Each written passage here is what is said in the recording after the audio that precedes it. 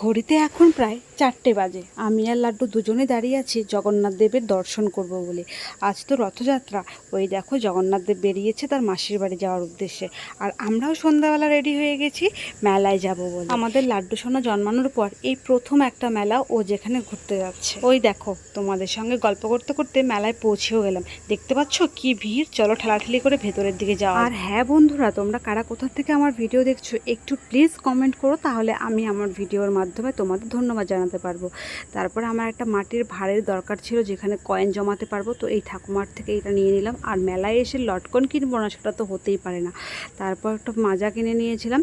আর যেটা আমাদের লাড্ডু সোনা খুব খাওয়ার জন্য চেষ্টা করছে সেটা দেখে নিশ্চয়ই বুঝতেই পারছো। বাড়ির জন্য জিলিপি নিয়ে বাড়ি চলে এসেছি, কারণ লাড্ডু সোনা এত কাজ ছিল গরমে কি বলবো, তাই বাড়িতে এসে খাবার খেতে হয়েছে। তারপর ভাত বসিয়ে দিলাম। আর হ্যাঁ, দুপুরে কি কি খেয়েছি সেটা একবার দেখে নাও। তবে আজকে আসি, সকলে সুস্থ